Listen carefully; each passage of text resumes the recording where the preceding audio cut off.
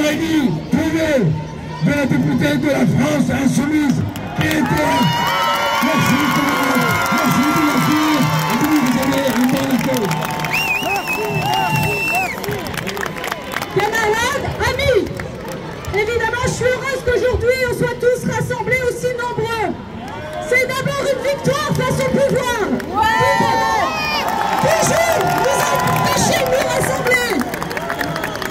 C'est le premier rassemblement unitaire qui s'élève pour la paix, contre tous les crimes commis, contre les populations civiles, israéliennes comme palestiniennes. Et comme vous ici, je ressens aussi beaucoup de douleur face au massacre, à la guerre qui frappe une nouvelle fois notre humanité. J'ai une pensée pour toutes les familles qui attendent la libération des otages. J'ai une pensée pour les 2 millions de Gazaouis, pilonnés par les bombardements israéliens, ce blocus total. Et c'est une tragédie impardonnable. Comme le dit le médecin humanitaire Oni Bruman, vous le savez, la situation à Gaza est cataclysmique. C'est le pronostic vital de 2 millions de personnes qui est aujourd'hui engagé. Et nous tous ici, nous sommes des humanistes. Nous pleurons chaque victime civile, chaque enfant, chaque famille, quelle qu'elle soit. Chacune de ces morts est une blessure insupportable. Nous sommes aussi des militants des droits humains, des militants du droit international. Et nous dénonçons tous les crimes de guerre contre les civils. Ceux du gouvernement israélien, ceux du Hamas, tous doivent être jugés par le droit international. Et nous sommes altermondialistes. Nous nous tenons aux côtés de chaque peuple. Et je le dis ici, nous nous tenons aux côtés du peuple palestinien. Qui revendique ce droit à l'autodétermination.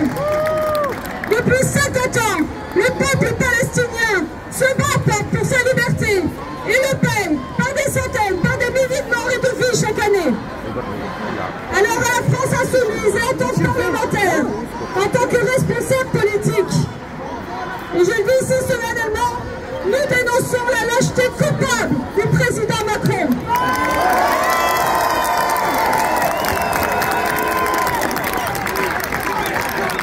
Le président Macron, qui avec tant d'autres chefs d'État, ferme les yeux sur les crimes de guerre israéliens. Quel devrait être le courage d'un chef d'État? Eh bien de porter la voix de la paix et de demander un cessez-le-feu immédiat. Un cessez-le-feu immédiat. Le feu immédiat.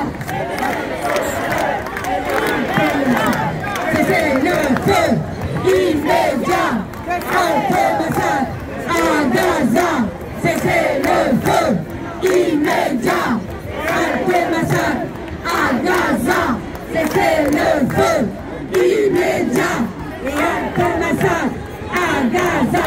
Cessez-le-feu immédiat. Le courage devrait être de ne pas précipiter deux peuples et toute une région dans l'irréparable, d'empêcher ce gouvernement d'extrême droite israélien de commettre de nouveaux crimes pour assumer sa vengeance. La communauté internationale, et en premier lieu la France, devrait peser de toutes ses forces pour stopper le massacre en cours, pour imposer un corridor humanitaire comme le demandent les Nations Unies.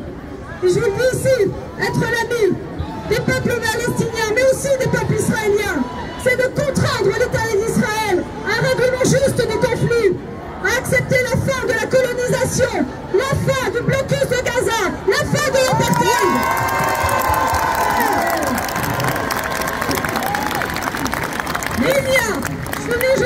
Il n'y a aucune solution militaire, disons-le bien, aucune solution militaire ne protégera les peuples palestiniens et israéliens. Seule une solution politique, seule la paix pourra le faire. Et elle ne sera possible que quand les droits des Palestiniens seront reconnus et respectés.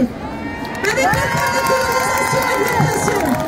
Alors nous, militants sincères de la paix et de la solidarité, nous voulons le cessez-le-feu immédiat, l'arrêt des opérations militaires contre la bande de Gaza et Cisjordanie, la levée du blocus subi depuis 16 ans et l'application pleine et entière des résolutions des Nations Unies. Cessez-le-feu immédiat. Cessez-le-feu immédiat. immédiat. L'Alto-massacre à Gaza, c'est le feu immédiat. L'Alto-massacre